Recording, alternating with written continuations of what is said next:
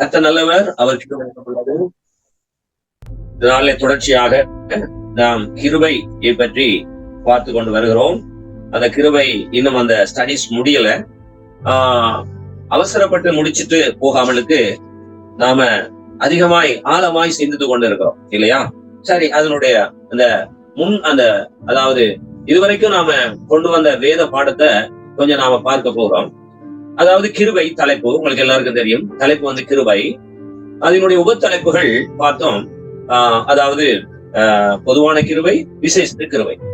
Right. இப்ப இந்த பொதுவான கிருபை ஜீவராசிகள் உயிர் வாழ்வதற்காக கொடுக்கப்படுகின்றது.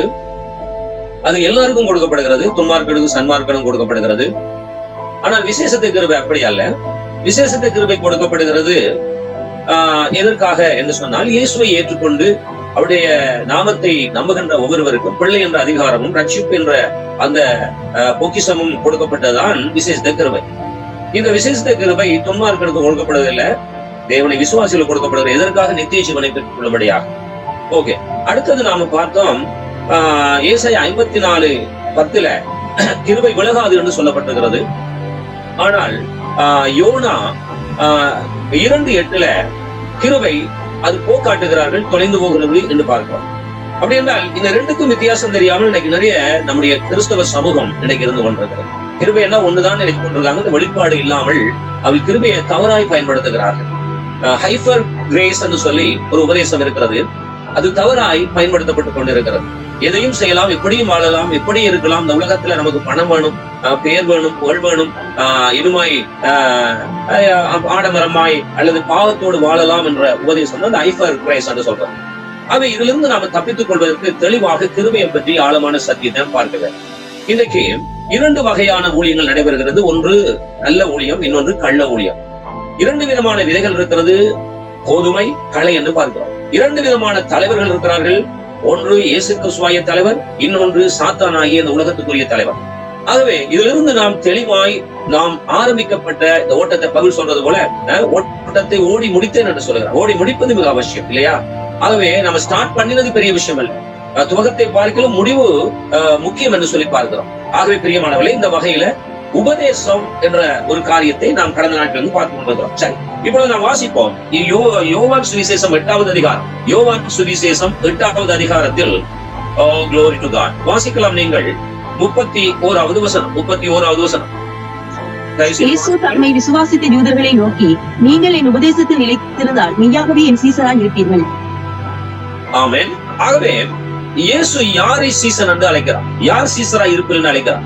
அதாவது உபதேசத்தில் நிலைத்திருக்க வேண்டும். உபதேசத்தை கேட்டது மாத்திரமல்ல, உபதேசத்தை போதிப்பது மாத்திரமல்ல, உபதேசத்தில் நிலைத்திருக்க 2 வகையான லீடர்ஷிப் எங்க பார்க்கிறோம். 2 வகையான லீடர்ஷிப் என்பது இயேசு லீடரா இருக்கிறார், இன்னொன்று பிசாசும் லீடர்ஷிப் பண்ணி கொண்டு இருக்கிறார். இந்த இடத்துல பார்க்கும்போது அதாவது பிதாவை குறித்த ஒரு விவாதம் போய்கொண்டிருக்கிறது. கவனிங்க. இப்ப யூதர்கள் சேர்ந்து சொல்லுகிறார்கள். இயேசு சொல்லுகிறார் பாருங்க, தேங்க்யூ ஜீசஸ். 41வது வசனம் வாசிங்க. 41வது வசனம் 8:41. நீங்கள் உங்கள் பிதாவின் கிரியைகளை செய்கிறீர்கள் என்றார். அதற்கு அவர்கள், நாங்கள் வேசித்தனத்தினால் பிறந்தவர்கள் அல்ல, ஒரே பிதா எங்களுக்கு உண்டு, அவர் தேவன் என்றார்கள். பாத்தீங்களா? அப்ப இவர்கள் பிதா என்று குறிப்பிடுகிறவர் யார்? நல்ல கவனிங்க. இந்த யூதர்கள், இந்த பரிசேயர் சதுசேயர், அந்த வேதபாரகர்கள் பிதா என்று குறிப்பிடுகிறது யார்? சோ இன்றைக்கும் இஸ்ரவேலர் அதைத்தான் குறிப்பிடுகிறார். நல்ல கவனிங்க. இன்னைக்கும் இஸ்ரவேலர் சரியான பிதாவை இவர்கள் இன்றைக்கும் அவர்கள் ஏற்றுக்கொள்ளவில்லை. நல்லா கவனிக்கணும். இன்றைக்கும் இஸ்ரவேல் ஜனம் அப்படித்தான் இருக்கு. ஆனா இன்னைக்கு நிறைய கிறிஸ்தவர்கள், நிறைய கிறிஸ்தவ தலைவர்கள் இஸ்ரவேலை பற்றியதான சரியான சத்தியம் தெரியாமல் இன்றைக்கும் இஸ்ரவேல் ஜனங்கள் நம்முடைய கிறிஸ்தவ சபை வெளிப்பாடு இல்லாமல் அந்த இஸ்ரவேல் ஜனங்களை அவர்கள் தேவனுடைய பிள்ளைகள் என்று சொல்லிக் கொண்டிருக்கிறார்கள். கொஞ்சம் உங்களுக்கு வித்தியாசமா இருக்கலாம். வசனத்துல தான் பார்க்க போறோம். சரி, கவனிங்க. அப்ப இவர்கள் என்ன சொல்ல, பிதா தேவன் தான் என்கிறார்கள். 42வது வசனம், இயேசு அவர்களை நோக்கி, தேவன் உங்களுக்கு பிதாவாய் இருந்தால் என்னிடத்தில் அன்பாய் இருப்பீர்கள், ஏனெனில் நான் தேவனிடத்திலிருந்து வந்திருக்கிறேன், நான் சுயமாய் வரவில்லை, அவரே என்னை அனுப்பினார். பார்த்தீர்களா? அப்ப அவர்கள் பிதா என்று சொல்லிக் கொண்டிருக்கிறார்கள். இயேசு சொல்றார், நீங்கள் தேவன் உங்களுக்கு பிதாவாய் இருந்தால் என்னை ஏற்றுக்கொள்வீர்கள். எனக்கு இஸ்ரவேல் ஜனங்கள் இன்றைக்கு இப்ப எருசலேம் என்று சொல்லுகின்ற தெல் அவீவ், ஹெப்ரோன் என்று சொல்லுகின்ற இஸ்ரவேலுடைய அந்த தேசத்துல இருக்கிற, அங்கே இருக்கிற யார் தலைவர் முதல் கொண்டு சாதாரண குடிகள் வரைக்கும் யார் என்பதை நீங்க விளங்கிக் கொள்ளுங்க. இன்னைக்கு அவர்கள் பிதா என்று சொல்லுகிறார்கள். நல்ல கவனிங்க. ஆனா யாரை பிதா என்று சொல்லுகிறார்கள்? இதை நீங்க கவனத்தில் எடுக்கணும். இயேசுவை ஏற்றுக்கொள்ளாத எந்த நபராயிருந்தாலும் பிதாவினுடைய பிள்ளை கிடையாது என்பதை நீங்கள் நன்றாக நாம் விளங்கிக் கொள்ள வேண்டும். இயேசு இல்லாமல் இங்கே ஒன்றுமே இல்லை. இயேசுதான் முதலும் முடிவும், அல்பாவும் ஒமேகாவும், ஆதியும் அந்தமும். இயேசு இல்லாமல் நான் பிதாவை நான் வழிபடுகிறேன் என்று யாராயினும் சொல்லுவார்கள் என்றால் அவர்கள் பொய் சொல்லுகிறார்கள். என்றால் இயேசுவை தான் பிதாவாகிய தேவன் உலகத்துக்கு கொடுத்திருக்கிறார். இயேசு வழியாகத்தான் ரட்சிப்பும் மீட்பும் உண்டு. இயேசுவின் ரத்தத்தினால் தான் பாவ மன்னிப்பாய மீட்பு உண்டு. ஆக இயேசு இல்லாமல் ஒன்றுமே இல்லை, உலகமே இல்லை, ஒன்றும் கிடையாது. இதுதான் சத்தியம். கவனிக்கிறீங்களா? ஆனா இன்னைக்கு சத்தியம் மழுங்கடிக்கப்பட்டு ஏதோ ஒன்றை இன்னைக்கு மக்கள் சொல்லிக் கொண்டிருக்கிறார். அப்ப பிதா என்று சொல்லுகிறவர் யார்? இந்த இஸ்ரவேல் ஜனங்கள் சொல்லுகிற பிதா யார்? கவனிங்கள். இதைத்தான் முஸ்லிம்களும் சொல்லுகிறார். அல்லாஹ் என்று சொல்லுகிறார். அவங்களுக்கு தெரியும். அவர்கள் என்ன சொல்லுகிறார்கள்? கிறிஸ்துவை அவர்களும் ஏற்றுக்கொள்ளவில்லை. அவர்களும் சொல்லுகிறார் அல்லாஹ் என்று சொல்லுகிறார்கள். ஆனா அவர்கள் எந்த சந்ததியை பின்பற்றுகிறார்கள் என்று சொல்லுகிறார்கள்? ஆபிரகாம் சந்ததி, இப்ராஹிமை நாங்கள் பின்பற்றுகிறோம் என்று சொல்லுகிறார்கள். இஸ்ரவேல் ஜனங்கள் யாரை பின்பற்றுகிறோம் என்று சொல்லுகிறார்கள்? நாங்கள் தேவனை பின்பற்றுகிறோம், யாவே தேவனை பின்பற்றுகிறோம் என்று சொல்லுகிறார்கள். கிறிஸ்தவர்கள் என்ன சொல்லுகிறார்கள்? நாங்கள் இயேசுவை பின்பற்றுகிறோம் என்று சொல்லுகிறார்கள். பின்பற்றுவது யாரை பின்பற்றுகிறோம் என்பதை நாம் பார்க்க வேண்டும். பின்பற்றுகிறோம் என்று சொன்னால் போதாது. சரி கவனிங்க. 43வது வசனம், அதே அதிகாரத்தில் 43வது வசனம். என் வசனத்தை ஏன் அறியாமல் இருக்கிறீர்கள்? என் உபதேசத்தை கேட்க முன்னாள் இருக்கிறதுனால் அல்லவா? சரி கவனிங்கள். இப்ப அந்த யூதர்களுக்கு அவர் சொல்லுகிறார், என் வசனத்தை நீங்கள் ஏன் அறியாமல் இருக்கிறீர்கள்? என் உபதேசத்தை கேட்க மனதில்லாது இருக்கிறதுனால் அல்லவா? அப்ப இயேசு அங்கே பெரிய ஒரு போராட்டத்தை நடத்தி கொண்டாங்க. யாரோட? இஸ்ரவேல் ஜனங்களுக்கு பின்னால இயங்கிக் கொண்டிருக்கிற யார் என்பதை இயேசு அறிந்து கொண்டார். கவனிங்க, பிதான்னு சொல்லுகிறார். சரி, இன்னொரு வசனத்தை நீங்கள் வாசிக்கலாம். 37வது வசனம். Thank you Jesus. Hallelujah. 37வது சந்ததியார் என்று அறிவேன், ஆனாலும் உங்களுக்குள்ளே என் உபதேசம் இடம்பெறாதபடியால் என்னை கொலை செய்ய தேடுவீர்கள். சரி, இங்க கவனிங்க. நீங்கள் ஆபிரகாமுடைய சந்ததி என்று அறிவேன். நீங்க அந்த வருஷத்தெல்லாம் வந்தது, அது உண்மைதான். ஆனாலும் உங்களுக்குள்ள என் உபதேசம் இராதபடியினால் என்னை கொலை செய்ய தேடுகிறீர்கள். சரி, இந்த சரித்திர பின்னணியில இருந்து இன்றைய காலத்துக்கு நாம் என்னத்தை சிந்திக்க வேண்டும்? எதை நாம் கற்றுக்கொள்ள வேண்டும் என்றால், 37ஆம் வசனம் சொல்லுகிறபடி இன்றைக்கு நிறைய கிறிஸ்தவர்கள் இருக்கிறார்கள், கிறிஸ்தவ திருச்சபைகள் இருக்கிறது. இன்னைக்கும் நிறைய பேர் ஆராதிக்கிறார்கள். பல கோடி மக்கள் இருக்கிறார்கள் கிறிஸ்தவர்கள் என்று சொல்லுகின்ற பொழுது, கவனிங்கள், இந்த வேர்ல்டு பாப்புலேஷன், அதாவது இந்த உலக மக்கள் தொகையிலே பெரும் பகுதியான மக்கள் தொகை கிறிஸ்தவர்கள் என்று கணக்கிடப்பட்டிருக்கிறார். கவனிங்கள், கிட்டத்தட்ட 8.5 கோடி மக்கள் இந்த உலகத்திலே இருக்கிறார். 8.5 கோடி மக்கள். இந்த 8.5 கோடி மக்களில கிட்டத்தட்ட 3.5 அல்லது 4 கோடி மக்கள் என்ன செய்யறாங்க? கிறிஸ்தவர்களா இருக்கிறார்கள்.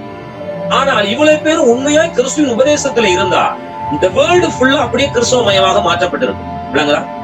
இப்ப இலங்கையில நீங்கள் எடுத்துக்கொண்டால் சொல்லுகிறார்கள் 10,000 பாஸ்டர்ஸ் இருக்கிறார்கள், 10,000 சபைகள் இருக்கிறதா.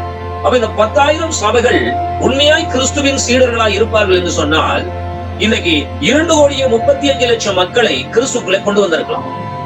கவனிங்க, அது நடக்கவில்லையே.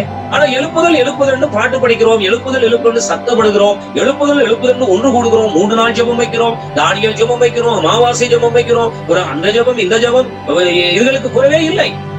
யாரும் சும்மா இருக்கல, கிறிஸ்தவர்கள் ஏதோ ஒன்று செய்து கொண்டிருக்கிறார்கள். ஆனால் அவர்களுக்குள்ள என்ன இருக்கிறது என்பதை நாம் இனம் காண வேண்டும். என்ன இருக்க வேண்டும்? முதலாவது என்ன இருக்க வேண்டும்? இயேசு சொல்லுவது போல 37வது வசனம் சொல்லுகிறது, நீங்கள் ஆபிரகாம் சந்ததி என்று அறிவேன்.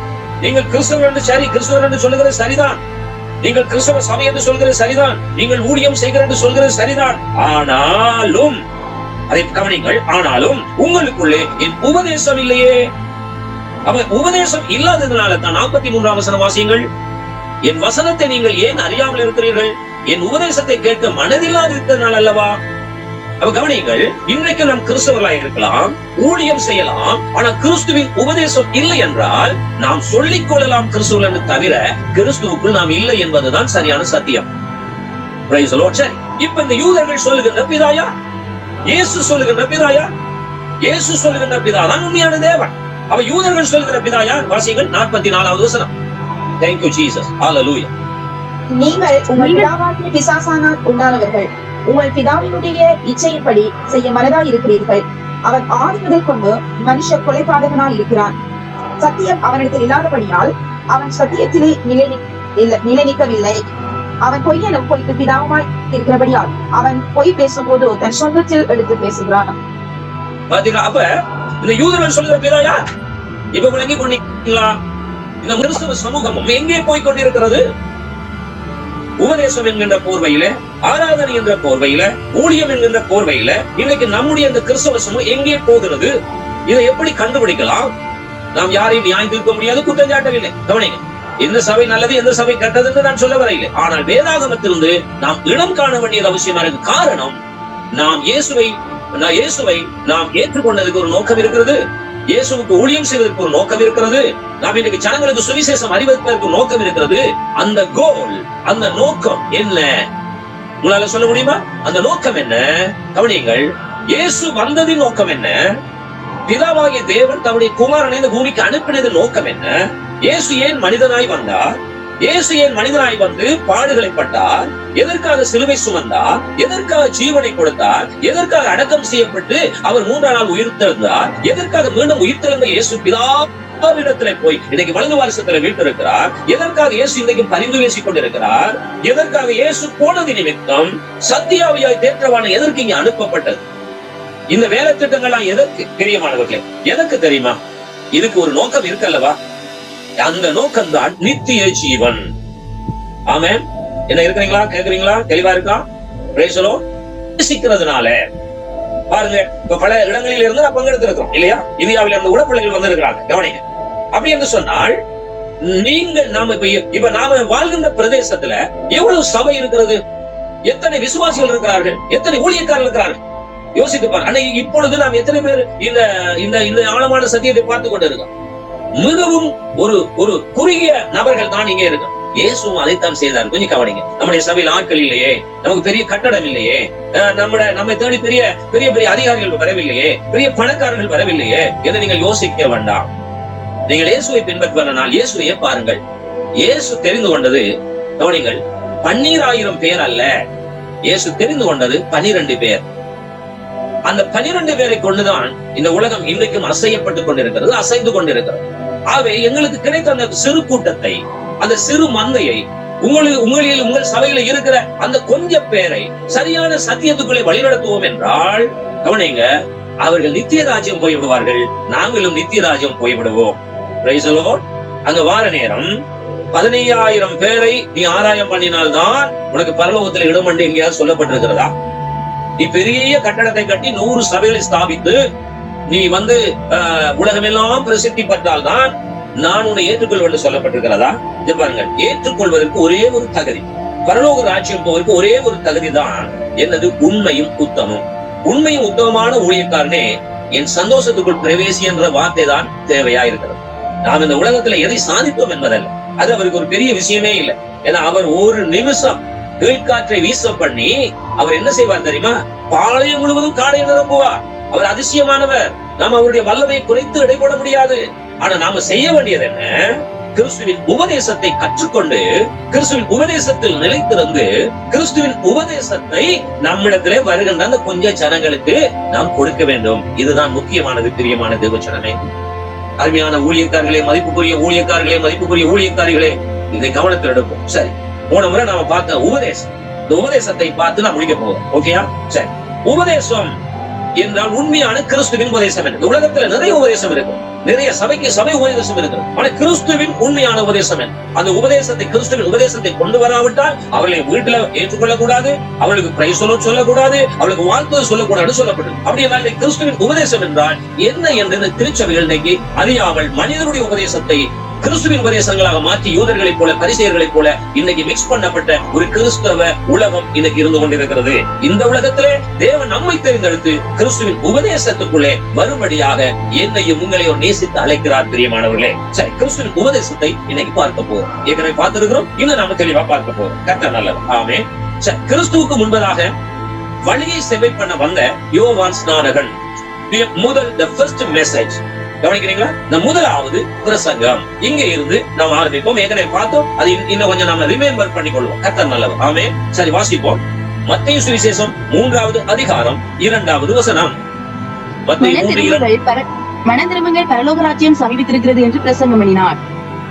நல்லா கவனிங்க. the first message, the doctrine of Jesus. கவனிங்க, இது கிறிஸ்துவினுடைய உபதேசம் என்னவென்றால் மனம் திரும்புதலை பற்றி பேசுவது. மனம் திரும்புதல் இருந்தால்தான் பரலோக ராஜ்யம் போக முடியும். ஆகவே நன்றாக நீங்கள் நோட் பண்ணி கொள்ளுங்க. கிறிஸ்துவின் உபதேசத்துல மனம் திரும்புதலை பற்றி பேச வேண்டும், பரலோக ராஜ்யத்தை பற்றி பேச வேண்டும். ஆனால் இன்னைக்கு பிரபல்யமான ஊழியக்காரர்கள் மனம் திரும்புதலை பற்றி பேசுவதில்லை, கண்டித்து பேசுவதில்லை, மக்கள் பரிசுத்தமாவதை பற்றி பேசுவதில்லை. அடுத்து மனம் திரும்பினால் தானே பரலோகம் போக முடியும், பரலோகத்தை பற்றியும் பேசுவதில்லை, பூலோகத்தை பற்றியும் பேசுறது. பேய் தருத்தரம் என்று பேசுறது, நோய் குணமாக்குறோம் என்று பேசுறது, உனக்கு ஐஸ்வர்யம் கிடைக்கும் என்று பேசுறது, உனக்கு பணம் கிடைக்கும் என்று பேசுறது, உனக்கு அது கிடைக்கும் இது கிடைக்கும் என்று பேசுறது. நல்ல கவனி, அதெல்லாம் ஏற்கனவே ஆல்ரெடி எதுல தங்கி இருக்கு. இப்ப நான் இந்த பாடம் எந்த பாடத்துல இருந்து வரும்? கிருபை என்ற பாடத்திலிருந்து வரும். ஏற்கனவே இந்த பேய் தரத்துறது, நோய் குணமாகிறது, வேற என்ன உலகத்துல இருக்கிறதான பணம், பதவி, புகழ், இதெல்லாம் எதுக்குள்ள தங்கி இருக்கா? இந்த காமன் ஆஃப் கிரேஸ்ல இருக்கு. காமன் ஆஃப் கிரேஸ் என்ன? பொதுவான கிருபைக்குள்ள இருக்கு. ஆனா நாம இப்ப எங்க வந்திருக்கிறோம்? விசேஷித்த கிருபைக்குள்ள வந்திருக்கிறோம். அப்படி என்றால் இன்றைக்கு விசேஷித்த கிருபை எனக்கு தேவையில் இருக்கிறது, பண தேவை உங்களுக்கும் இருக்கிறது. கட்டடம் கட்ட வேண்டும், பொருட்களை வாங்க வேண்டும், குடும்ப பிரச்சனை இருக்கிறது, பிள்ளைகள் படிக்கிறார்கள், மற்றவர்களுக்கு நாம் சாப்பிட வேண்டும், உடுத்த வேண்டும், மற்றது நாம் நோய் இல்லாமல் இருக்க வேண்டும், பிசாசுகளுக்கு விரோதமாக எழும்ப வேண்டும், நாம் பிசாசுகளை திறக்க வேண்டும். இதெல்லாம் இருக்கு, இல்லை என்று நான் போதிக்கவில்லை. இதெல்லாம் நம்ம செய்யத்தான் வேணும். ஆனா அதை விட மேலானது கிறிஸ்துவின் உபதேசம். கிறிஸ்துவின் உபதேசம் என்பது இந்த இரண்டை நீங்கள் மனதில் வைத்துக் கொள்ளுங்கள். எந்த போதகராவது கவனிங்க, ஈவன் நானா இருக்கலாம், எந்த போதகராவது மனம் திரும்புதலை பற்றி பேசவில்லை என்றால், பரலோக ராஜ்யத்தை பற்றி காட்டவில்லை என்றால், இந்த உலகத்தையும் நீ எந்த பாவமும் செய்யலாம், எதையும் செய்து கொள்ளலாம், பரலோகம் உனக்கு இருக்கு, பரலோகம் இங்கேயே இருக்கு, இங்கேயே இப்போ பரலோகம் இருக்கிறது என்றெல்லாம் சொல்லிக் கொண்டு பேசிக் கொண்டிருக்கிறார்கள். கவனிப்பான், பிரபலமானவர், பல லட்சங்கள் அவர்களை பின்பற்றிக் கொண்டிருக்கிறார். ஆனா மனம் திரும்புதல் இல்லை. இன்னைக்கு பாருங்க, திருச்சபையில கிட்டத்தட்ட ஒரு 30 ஆண்டுகளுக்கு முதல் இருந்த ஊழியர்கள் இப்பொழுது இல்ல. காரணம் என்ன? அப்போ கண்டிப்பு இருக்கு, கண்டிஷன் இருக்கு. இதை கண்டித்தால் கண்டிக்க முடிகிறதா? ஏன்னா கண்டிஷன் யாருக்கும் விருப்பம் இல்லை, கடிந்து கொள்ளுது யாருக்கும் விருப்பம் இல்லை. நல்ல கவனிங்க. அப்படின்னா கிறிஸ்துவின் உபதேசமே உங்களுக்கு விருப்பம் இல்லை. எல்லா பாவங்களையும் செய்து போட்டு வரலாம், ஆடலாம், பாடலாம், ஆராதிக்கலாம், அப்படி ஒரு என்ஜாய் பண்ணிட்டு உலக மக்களை போல போய்கொண்டிருக்கலாம். பயபக்தி தேவையில்லை, பயத்தோடு நடுக்கத்தோடு ஆராதிக்க தேவையில்லை. அப்ப இஷ்டப்படி வரலாம், இஷ்டப்படி போகலாம், நினைச்ச நேரம் வரலாம் போகலாம் என்ற ஒரு ட்ரெண்ட் தான் இப்ப இருந்து கொண்டிருக்கிறது. நீங்கள் உங்களுக்கு விளங்காத ஒண்ணும் இல்ல. பாக்குறீங்களா? அவ இன்னைக்கு கண்டிஷன் இருக்கிறதா, கடிந்து கொள்ளுதல் இருக்கிறதா? இல்ல. இப்ப இன்னைக்கு சில சபைகள் எல்லாம் கடிந்து கொண்டா பாஸ்டர் யாரும் சபைக்கு வர மாட்டாங்க சொல்லுகிறாரு. கடிந்து கொண்டா யாரும் சபைக்கு வர மாட்டாங்க. அதனால என்னவோ செய்துட்டு போறான். ஒரு நாள் கொழும்புல ஒரு பாஸ்டர், நீர் கொழும்புல ஒரு சபைக்கு போயிருந்தேன். அவர் சொன்னார், இங்க வாங்க பாஸ்டர், எதுக்கு அவனை கடிந்து கொள்ளணும், எதுக்கு அவனுக்கு நாம போய் கஷ்டப்பட்டு இருக்கணும், வரட்டும், அவன் வந்துட்டு போறான், ஏதோ சபைக்கு வந்தா போதும், வேற நமக்கு தேவையில்லை. கடிந்து கொண்டு அவன் குறை சொல்ல, குற்றப்படுத்த என்னதுக்கு? அவன் வரட்டும், என்னவோ செய்து வந்துட்டு போறான் என்று அந்த பாஸ்டர் சொல்ற. இன்னைக்கு பாடசாலைகள்ல பாருங்களேன், இன்னைக்கு பாடசாலை ஒரு கண்டிஷன் இருக்கிறதா? அந்த காலத்துல எல்லாம் கண்டிஷன் பண்ணி படித்து ஒழுக்கங்கள் பழக்கங்கள் நல்ல நிலையிலே பிள்ளைகள் வந்திருக்கிறார். பாடசாலையில கண்டிஷன் இல்லையே. ஒரு ஆசிரியர்கள் பிள்ளையை என்ன அநியாயம் பண்ணிட்டு வந்தாலும் கண்டிக்க கூடாது. ஏன்னா சட்டம் விசாசம் அப்படி வச்சிருக்கான், கண்டிக்க கூடாது. சரி, அது பாடசாலை இருக்கட்டும். ஆனா திருச்சபையில் நீங்க கண்டிக்க முடிகிறதா? ஏன் கண்டிஷனை ஏற்றுக்கொள்ள? அப்ப கிட்டத்தட்ட 50-100 வருஷத்துக்கு முதல்ல எப்படி கண்டிஷன் பண்ணி ஜனங்களை உருவாக்கினார்கள்? எப்படி அந்த காலத்திலேயே அங்க யோவான் கண்டிஷன் பண்ணி மக்களை வழி நடத்தினார்? என்ன சொன்னார்? திரியன் பாம்பு குட்டிகளே, ஒரு கோபத்துக்கு தப்பித்துக் கொள்ள உங்களை வழிகாட்டினவன் யார்? மனம் திரும்புங்கள், பரலோக ராஜ்யம் சமீபமா இருக்கிறது. மனம் திரும்பாம ஞானசானம் பெற வேண்டாம், மனம் திரும்பாம ஞானசானத்துக்கு வரக்கூடாது. இதுதானே the first starting ministry. கவனிக்கிறீங்களா? இதானே முதலாவது ஆரம்ப ஊழியம். இயேசு கிறிஸ்து புதிய ஏற்பாட்டு ஊழியம் எங்கே ஆரம்பிக்கிறான்டா? யோவான் ஸ்நானகன்ல இருந்து ஆரம்பிக்கிறது. ஓகேயா? அப்ப கிறிஸ்துவின் உபதேசம் என்பது என்ன? நல்ல கவனத்துல எடுங்க. மனம் திரும்புதலும் பரலோக ராஜ்யமும் இருக்கணும். அதுல பேய் தரத்தலாம், அது தவறில்ல. நோய்களுக்காக செபிக்கலாம், தவறில்ல. தேவைகளுக்காக செபிக்கலாம், தவறில்ல. வருகின்ற மக்கள் கண்ணீரோடு கஷ்டத்தோடு வருகிற மக்களுக்கு ஆறுதல் படுத்தலாம், இது தவறில்ல. அதை நாம செய்யலாம், செய்ய வேணும். ஆனா அதை விட மேன்மை என்ன? அந்த வருகிற மனிதன், சபைக்கு வருகிற மனிதன், சுவிசேஷத்தை ஏற்றுக்கொள்கிற மனிதன் தேவ ராஜ்யத்துக்கு போகணுமே. அதானே முக்கியமானது. அதுக்காகத்தானே இயேசு பூமிக்கு வந்தார். வாசியங்கள், இந்த முழு உபதேசமும் முழு பைபிளும் முழு கிறிஸ்துவின் நோக்கமும் ஒரே ஒரு வசனத்தில் அடக்கப்பட்டிருக்கு. வாசிக்கலாம் நீங்க. யோவான் 3:16. யோவான் 3:16. Thank you Jesus. யோவான் 3:16. குமாரனை விசுவாசிக்கிற எவனோ அவர் கெட்டு போகாமல் நித்திய ஜீவனை அடையும்படிக்கு அவரை தந்தருளி இவ்வளவாய் உலகத்தில் அன்பு கூர்ந்தார். ஆமென். இந்த ஒரே ஒரு வசனம் போதும் சகல சத்தியம் அதுக்குள்ளே அடங்கி இருக்கிறது. தேவன் தம்முடைய ஒரே பேரான குமாரன், அவருக்கு 4 குமாரன் இல்லை, ஒரே பேரான குமாரன், நேசகுமாரன். அது சொல்ற இவரை நேசகுமார், பாசத்துக்குரிய குமார், பரிசுத்தமுள்ள குமார், எல்லாவற்றுக்கும் சுதந்திரம் உள்ள குமார், ஒரே பேரான குமாரனை விசுவாசிக்கிறன் எவனோ அவன் கெட்டு போகாமல், இந்த உலகத்துல வீட்டை கட்டி உலகத்துல பணத்தை சேர்த்து உலகத்துல பேரும் புகழத்தை சேர்த்து வாழ்ந்திருப்பான் இருக்கிறது இல்ல. எவனோ அவன் கெட்டு போகாமல் நித்திய ஜீவனை அடையும்படிக்கு அவரை தந்தருளி இவ்வளவாய் உலகத்தில் அன்பு கூர்ந்தார். அந்த வசனம் ஒன்றே போதுமே. வாசிச்சீங்களா? சொல்லிட்டு இருப்போம், இந்த வசனங்களை சொல்லிக் கொண்டிருப்போம். கிறிஸ்தவ வசனம், கிறிஸ்தவ சபைகள் சொல்லிக் கொண்டிருக்கிறது. ஆனா என்னுடைய ஆழம் என்ன? அவ தேவன் குமாரனை அனுப்பின நோக்கம் என்ன? யாரும் நரகத்துக்கு போக கூடாது. அவன் நரகத்துக்கு போகக்கூடாம இருக்கணும் என்றால் பரலோக ராஜ்யம் போகணும். பரலோகத்துக்கு எல்லாரும் போக முடியாது. யாரு போக முடியும்? மனம் திரும்புகிற மனுஷன் தான் பரலோகம் போக முடியும். அப்ப கிறிஸ்துவின் உபதேசம் என்றால் என்ன? மனம் திரும்புதலை பற்றியும் பரலோக ராஜ்யத்தை பற்றியும் அவர்கள் போதிக்க வேண்டும். பிசாசை திறத்தலாம், வியாதியை குணமாக்கலாம், ஆறுதல் படுத்தலாம், அதெல்லாம் வேற, அது செய்யதான் வேணும். ஆனால் இல்லை என்று நான் மறுக்கவில்லை. ஆனால் அதை மட்டும் செய்து கொண்டிருந்தால் மக்கள், சபைக்கு வர மக்கள் அல்லது சுவிசேஷம் இருக்கிற மக்கள் நித்திய ராஜ்யத்தை சுதந்திரித்துக் கொள்வார்களா? ஆண்டவருடைய நோக்கமே அங்க என்ன செய்து மழுங்கடிக்கப்படுது. இயேசுடைய நோக்கம், பிதாவாகிய தேவனுடைய நோக்கம் என்ன? யாரும் கெட்டு போக கூடாது, நரகத்துக்கு போக கூடாது, எல்லாரும் பரலோக ராஜ்யம் வரணும், எல்லாரும் மனம் திரும்பணும். அதைத்தானே பிதாவாகிய தேவன் தம்முடைய குமாரனிலே அவர் செய்து கொண்டிருக்கிறார். சரி, இரண்டாவதாக இயேசுவை பற்றி பார்ப்போம் என்றால், வாசியங்கள் நாம குயிக்கா போன டைம் போய் கொண்டிருக்கிறது. இயேசுவை பற்றி பார்ப்போம் என்றால், இயேசுடைய ஊழியத்துல, இரண்டாவது இயேசு செய்கின்ற ஊழியத்துல அவர் என்ன சொல்ல வருகிறார்? அவர் என்ன உபதேசத்தை போதிக்க வருகிறார்? 4ஆம் அதிகாரம் 17வது வசனம் வாசிங்க. 4ஆம் அதிகாரம் 17வது வசனம். அது முதல் இயேசு மனம் திரும்புங்கள், பரலோக ராஜ்யம் சமீபித்திருக்கிறது என்று பிரசங்கிக்க தொடங்கினார். அவரும் அதைத்தான் செய்தார். யோவான் எதை செய்தாரோ அதைத்தான் இயேசுன்னு சொல்லுகிறார். மனம் திரும்புங்கள், பரலோக ராஜ்யம் சமீபமா இருக்கிறது. அப்ப கிறிஸ்துவின் உபதேசம் என்றால் என்ன? அவருடைய உபதேசத்துல என்ன இருக்கிறது? முக்கியமாக யாரும் நரகத்துக்கு போக கூடாது என்ற ஒரு கவனம் அங்கே இருக்கிறது. யாரும் கெட்டு போக கூடாது ஒரு கவனம் இருக்கிறது. யாரும் பிசாசுக்குள்ளே அடிமையா இருக்கக்கூடாது, மேற்படைய வேண்டும் என்ற ஒரு கவனம் இருக்கிறது. எனவே தான் அவர் சொல்றார், மனம் திரும்புதல் தான் அதுக்கு அஸ்திபாரம். மனம் திரும்புதல் தான் எல்லாவற்றுக்கும் அஸ்திபாரம். அவை மனம் திரும்புங்கள், பரலோக ராஜ்யம் சமயமா இருக்கிறது போதித்தார். Thank you Jesus. 10ஆம் அதிகாரம் 7வது வசனம், மத்தேயு 10:7. போகையில் பரலோக ராஜ்யம் சமீபித்திருக்கிறது என்று பிரசங்கியுங்கள். சரி, என்ன சொல்லுகிறார் அங்க 10ஆம் அதிகாரம் 7ஆம் வசனத்தில் என்ன சொல்லுகிறது? சீசர்கள் இப்ப பாருங்க, முதலாவது பார்த்த யோவான் ஸ்நானகன், இரண்டாவது பார்த்த இயேசு கிறிஸ்துடைய ஊழியம், மூன்றாவது பார்க்கிறோம் சீசருடைய ஊழியம். அப்ப சீசருடைய ஊழியத்திலே என்ன சொல்லுகிறார்? 6வது வசனத்திலிருந்து பார்த்தோம் என்றால், காணாமல் போன ஆடுகளாய் இஸ்ரவேல் வீட்டார் எடுத்துட்டு போங்கள், போகையில் பரலோக ராஜ்யம் சமீபமாய் இருக்கிறது என்று பிரசங்கம் பண்ணுங்கள். அவர் சீசர்களுக்கு என்ன சொல்லிக் கொடுக்கிறார்? அவர் இன்றைய கிறிஸ்தவம் என்னத்தை இன்னைக்கு பிரசங்கம் பண்ணி கொண்டிருக்கிறது? எந்த உபதேசத்தை கொடுத்து கொண்டிருக்கிறது? மனுஷனுடைய உபதேசங்களை கற்பனைகளாய் போதிக்கிற உபதேசம் அன்றும் இருக்கிறது, இன்றும் இருக்கிறது. பிரியமானவர்களே, 8வது வசனம் வாசிக்கும் போது, வியாதி உள்ளவர்களை சுஸ்தமாக்குங்கள், குஷ்டரோகிகளை சுஸ்தம் பண்ணுங்கள், மரித்தோரை எழுப்புங்கள், பிசாசுகளை துரத்துங்கள், இலவசமாய் பெற்றீர்கள், இலவசமாய் கொடுங்கள். அப்ப எது இப்ப இந்த வியாதிக்கு முதல், வியாதிக்கு ஜெபிப்பதற்கு முதல், குஷ்டரோகியை சுஸ்தம் பண்ணுவதற்கு முதல், பிசாசை திருத்துவதற்கு முதல் என்ன சீசர்களுக்கு சொல்லிக் கொடுத்தார்? என்ன செய்யும்படி சொன்னார்? பரலோகம் போகையில் பரலோகராஜ்யம் சமீபத்தில் இருக்கிறது என்று பிரசங்கம் பண்ணுங்கள். மனம் திரும்பினால் தான் பரலோகம் போகலாம். அதுதான் ஆண்டுடைய டார்கெட், அதுதான் தேவனுடைய கொள்கை. அதை விட்டு வெறுமனையை பேய் திறத்துறதும், வெறுமனையை நோய் குணமாக்குறதும், வெறுமனையே என்னது உற்சாகம் எழுப்புதல் சொல்லிக்கொண்டு சும்மா பாட்டு படித்துக் கொண்டு சும்மா எழுப்புதல் சொல்லிக் கொண்டு இருக்கிறதுமா இன்னைக்கு கிறிஸ்தவ உபதேசம்? அதுவா ஊழியம்? நீங்க எதை செய்யுங்க, பிரச்சனை இல்லை. நானும் பாடுவேன், நானும் ஆராதிப்பேன், அந்நிய பாஷை பேசுவேன், எல்லாம் செய்வேன். ஆனா அதுக்கு எதிரானவன் இல்லை. ஆனால் உபதேசம் இல்லாமல் எதை செய்தாலும் எந்த பிரயோசனம் இல்லை. அஸ்திபாரம் இல்லாமல் வீடு கட்டினால் கட்டாயமா வீடு இடிந்து போகும், வீடு இடிந்து போகும். கவனிக்கிறீங்களா? சரி, இங்கே மத்தேயு 10:8 வருகின்ற பொழுது, மத்தேயு 10:8 வருகின்ற பொழுது என்ன சொல்லுகிறார்? வியாதி உள்ளவர்களை சுத்தமாக்குங்கள், குஷ்டரோகிகளை சுத்தம் பண்ணுங்கள், மரித்தோரை எழுப்புங்கள், பிசாசுகளை திறத்துங்கள், இலவசமாய் பெற்றீர்கள், இலவசமாய் கொடுங்க. இப்ப இங்கேயும் அடி வாங்குது பாருங்க. இன்றைய நவீன ஊழியங்கள் என்ன செய்கிறது? இவன் என்ன செய்கிறது? ஜெபத்துக்கு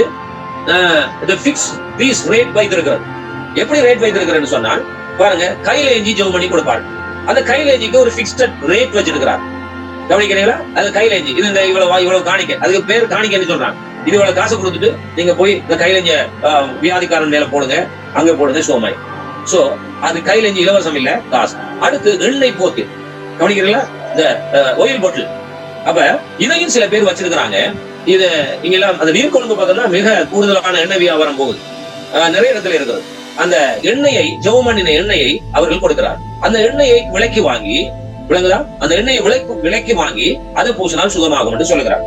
அடுத்து பேனை, பெண் எழுதுற பெண் இருக்குல்லவா, இந்த பெண்ணை இன்னைக்கு ஜெபம் பண்ணி கொடுத்திருக்கிறோம். இன்னாங்க இந்த ஜெபத்துல பெண் இதுல எழுதுனீங்கன்னா பிள்ளைகள் எல்லாரும் பரீட்சையில பாஸ் பண்ணிடுவாங்க, எக்ஸாம்ல அவன் நல்ல ரிசல்ட் கிடைக்கும் என்று சொல்லி பேனை விற்பனை நடக்கிறது.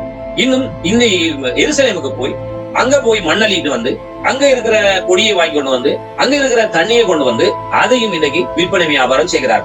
அப்ப அற்புதம் என்ற போர்வையில இன்னைக்கு வியாபாரம் நடக்குது. ஆனா பைபிள் என்ன சொல்லுது? இலவசமாய் பெற்றீர்கள், இலவசமாய் கொடுங்க. நான் ஊழியம் செய்யறேன், நான் முழு நேர ஊழியம் எனக்கு கிட்டத்தட்ட 38 வருஷங்களாக செய்து கொண்டிருக்கிறேன். நல்லா கவனிங்க, நான் வேற வேலை செய்யவில்லை, எனக்கு வேற வருமானம் இல்லை, எனக்கு காணிக்க தேவைதான், எனக்கு தசமபாகம் தேவைதான். மக்கள் தந்தாதான் நான் என்னால சாப்பிட முடியும், என்னால இயங்க முடியும். ஏனென்றால் இதுதான் எனக்கு சம்பளம், அதுதான் எனக்கு சம்பளம். நல்ல கவனிங்க.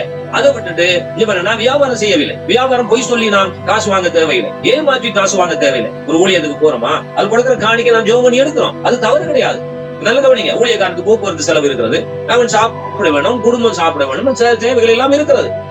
ஆனா அதுக்காக சத்தியத்தை விற்க முடியாதே. அது இல்லாம அவங்க விரும்பி தார ரேட் பேச முடியுமா? இல்லையே. ஒரு ஊழியத்துக்கு போறோம், சிலரும் குறைந்த காசு கொடுக்கலாம், குறைந்த காசு, இது அது ஒரு பொருட்டல்லவே. அது தேவன் நமக்கு செய்கிற ஊழியத்துல அவர் தருகிற கூலி. நல்ல கவனி, அது தவறு கிடையாது. நீங்க காணிக்க வாங்குறதோ அல்லது ஒரு உதவிகளை பெற்றுக்கொள்ள தவறு இல்லை. ஆனால் இந்த வசனத்தை வைத்து விற்பனை செய்யக்கூடாது, வசனத்தை வைத்து நாம் பிழைக்க கூடாது. என்னால் அது இலவசமாய் கொடுக்க வேண்டும். சரி, இப்ப இந்த உபதேசத்துல என்னத்தை கவனிக்கிறீங்க? இப்ப நீங்க இடம் காணலாம். எந்த சபை, எந்த ஊழியர், எந்த சுவிசேஷகர், எந்த தீர்க்கதரிசி கிறிஸ்துவின் உபதேசம் உடையவர்களா இருக்கிறார்கள் என்பதை உங்களால் காண முடியும் இல்லையா? இப்படி ஒரு அளவு காண முடியும். பரலோக ராஜ்யத்தை பற்றியும் மனந்துருங்களை பற்றியும் யார் ஒருவர் பேசவில்லையோ அவர்கள் உலகத்தை மட்டும் காட்டிக்கொண்டு, அந்த உலகத்தை மட்டும் காட்டிக்கொண்டு பரலோக ராஜ்யத்தை இருட்டடிப்பு செய்கிறார்கள், பிரியமானவர்களே. ஆகவே இதிலிருந்து தான் அவர் சொல்லுகிறார், என் உபதேசம் உங்களுக்குள்ள இல்லாதனால என்னை கொலை செய்ய தேடுகிறீர்கள். அப்படி என்றால் கிறிஸ்துவ உபதேசம் இல்லாமல் எந்த பெரிய பாஸ்டரா இருக்கட்டும், எந்த பெரிய சபையா இருக்கட்டும், எந்த பெரிய ஸ்தாபனமா இருக்கட்டும், அவர் எத்தனை அற்புதங்களை செய்யட்டும், மரித்தவர்கள் உயிரோடு எழுப்பட்டும், ஆனா கிறிஸ்துவின் உபதேசம் இல்லை என்றால் அவர்கள் பிதா யாரு, அவர்கள் தேவன் யாரு, பிசாசு தான் என்பதில் எந்த சந்தேகம் இல்லை. ஏன்னா அந்த யோவான் 8 இருந்து நாம பார்க்கிறோம், பிரியமானவர்களே. ஆகவே இதை முடிக்க முடியாம இருக்கிறது, இன்னும் நிறைய இருக்கிறது. ஆகவே இதை நாங்க ஆழமா பார்ப்பது நல்லதா இருக்கும். ஆகவே இதை கேட்கிற அருமையான மதிப்புக்குரிய ஊழியக்காரர்கள், மதிப்புக்குரிய ஊழியக்காரிகளே, இதை நாம் மக்களுக்கு சொல்ல வேண்டும், இந்த சத்தியத்தை சொல்ல வேண்டும். கவனிங்க, இப்ப இலவசமாய் தான் ஆண்டவர்கள் கொடுக்கிறார். நான் ஒரு சபையில போய் பிரசங்கம் பண்ண வேணா இருந்தா எனக்கு ஒரு காணிக்க தருவேன், ஏன்னா அது நான் வாங்குவது தவறில்லை, ஏன்னா அதுதான் என்னுடைய தேவைகள். ஆனா உங்களுக்கு இப்ப எத்தனை பிரசங்கம் பண்ணி விட்டாக்குது, நீங்க எவ்வளவு காணிக்கை எனக்கு தந்திருக்கிறீங்க இல்லையே? அப்ப இலவசமாய் தேவன் கொடுக்கிறார் இல்லையா? அது காணிக்கைக்காக வந்து நான் பிரசங்கம் பண்ணவில்லையே, நீங்களும் இங்க காணிக்கைக்காக வரவில்லையே. ஆனா ஒரு காரியம் நடக்கிறது, இந்த டெலிவரன்ஸ் மினிஸ்ட்ரியில சரியான சத்தியம் உங்களுக்கு போகிறது.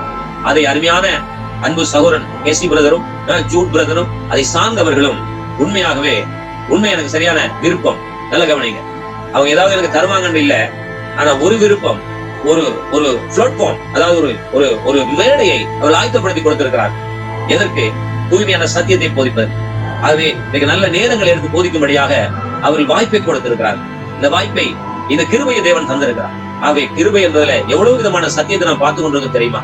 அருமையானவர்களே, மீண்டும் நாம் எப்ப திங்கட்கிழமை சந்திப்போம். கர்த்தருக்கு ஸ்தோத்திரம். நான் முடிக்கிறேன்.